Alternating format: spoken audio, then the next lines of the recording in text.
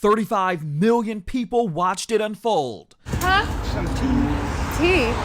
This fashion student was vlogging in DC, minding her business, when a homeless man asked her for some hot tea. Say hi to my TikTok. She went above and beyond, got him food, booked him a hotel, even picked up the cancer medication that he couldn't afford. Now she's only talking to the Shade Room about what's been happening. So I spent like almost $3,000 that same day on my credit card. And after raising over $400,000 on GoFundMe to help him, there's nothing to show for it. Something is off about here. We went straight to GoFundMe for answers. Where is the money? And why attorneys are now getting involved. So I certainly think it's racially motivated. I'm Justin Carter. This is TSR Investigates.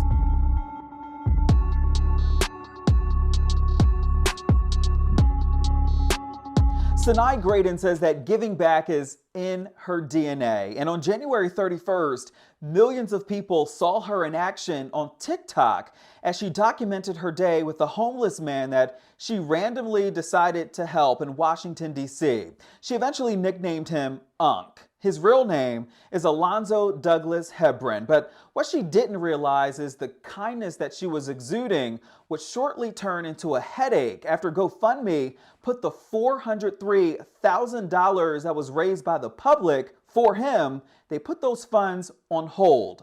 GoFundMe says they need more authorization to release the funds, but Graden and her attorney says more is going on behind the scenes that we all need to know about. After an hour, we got Uncle Room. It doesn't get much better than seeing this. Graden spent hours with a man she now calls Unc after he stopped her on the street and asked a simple question on a very cold day. Huh? Some Tea?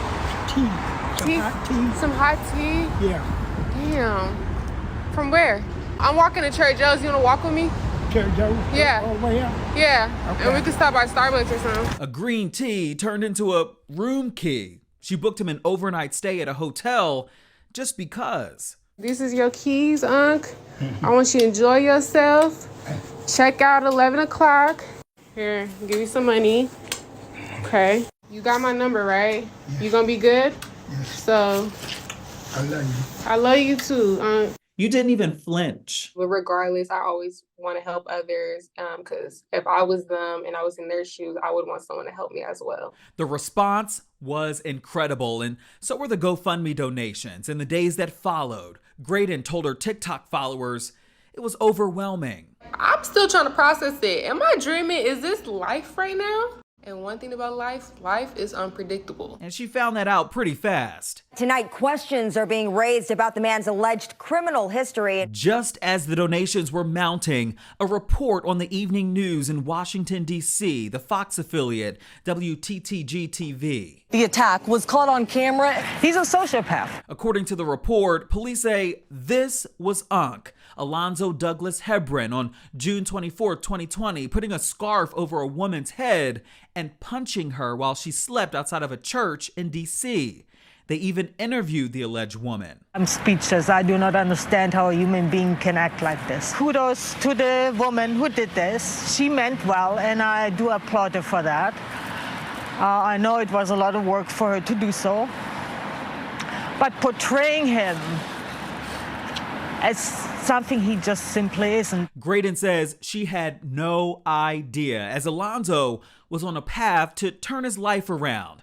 And people were on her side. On Twitter, one user wrote, quote, "This story is an attempt to vilify this man." And another wrote, quote, "What do you want to gain from this?" When everybody found out about the news, that's when I found out. So I'm just as in shock, just as blindsided as everybody else is because, wait, hold on. This is taking a whole different direction. It gave me a lot of anxiety. People were emailing me, making videos, just showing their support that, we don't care. At the end of the day, we understand that life happens. People make mistakes, things happen, but we're in the present now and we're more concerned with helping him get into care. And Graden has been making that known as she spent the last several days checking on him. She says that he's been looking a lot better. Immediately, I went to go get him a phone so I didn't lose him.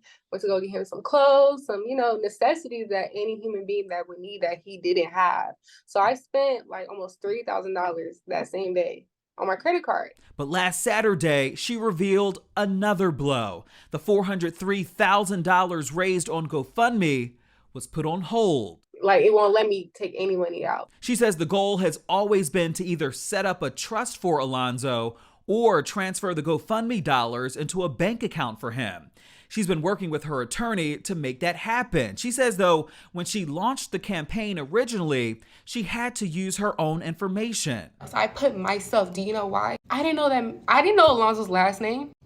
He don't got no ID. How am I gonna put his information in and not even know it? So it was all my information. So technically, I should be responsible. Now we're focusing on the highlighted part of their terms and conditions when it says all donations contributed to your fundraiser will be used solely as described in the materials that you post or otherwise provide. If you withdraw donations believed by donors to be raised on behalf of someone other than you, all donations will be given to and or spent on behalf of the beneficiary. That has literally not happened. We looked further into the beneficiary rules and conditions where GoFundMe clearly lays out how to secure the transfer of funds and set up bank transfers. So what's the holdup?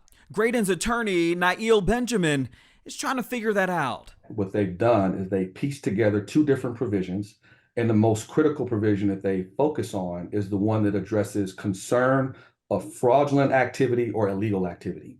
So they have essentially insinuated that they have concerns of fraud or illegal activity with respect to Sanai's account, with respect to Sanai's fundraiser, and with respect to the fundraising activity.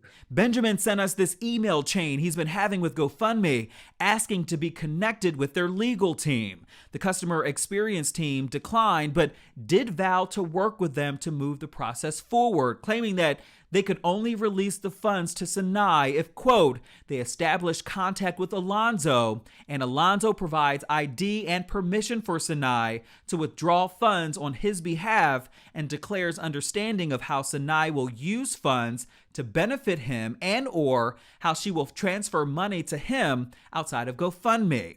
They also went on to say, quote, that our terms of service are designed to ensure that beneficiaries like Alonzo agree with how the funds raised for their benefit will be managed and dispersed. I could find that to be not just offensive and unfounded, but certainly odd and arbitrary that they would find any basis to connect fraud or illegal activity to this very selfless act. The common denominators here are you have two African-American people that are connected to this account. Sanai is the organizer. Alonzo is the person who's going to receive the benefit of the fundraising campaign, and it's to the tune of almost $500,000. And I can't identify any other basis upon which they would implement this process when their terms of service requires and frankly mandates a different course of conduct. So I certainly think it's racially motivated. But GoFundMe, they say otherwise. In an email to Benjamin, they said in part, quote, that we respectfully disagree with your contention that we have deviated from our terms of service in any way, or that we have treated Sanai or Alonzo differently than we would treat any other organizer or beneficiary under similar circumstances.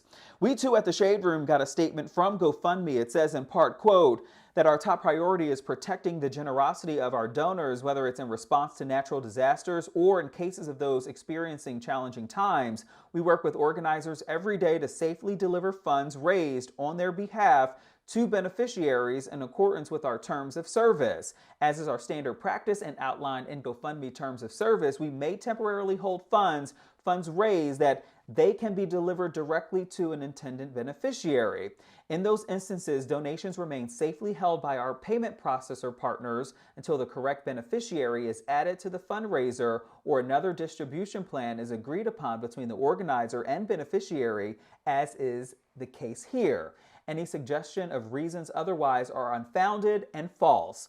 Once a bank account is added and verified by our trust and safety team and payment processors, funds can then be transferred, end quote. As for Graden, she says right now her focus is working with GoFundMe, trying to get an identification card for Alonzo so she can get him those funds, set him up for success, and move on with her life. She says if anybody who donated wants a refund, they can get a refund. She says in the future, she'll likely not use GoFundMe as a crowdsourcing option. She'll use another platform, so this will never happen again.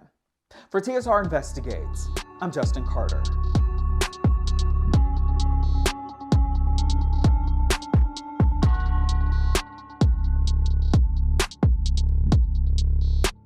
Hello, roommates, and thank you for watching our YouTube channel. Do you want more TSR Investigates? Be sure to subscribe and check us out at theshaderoom.com.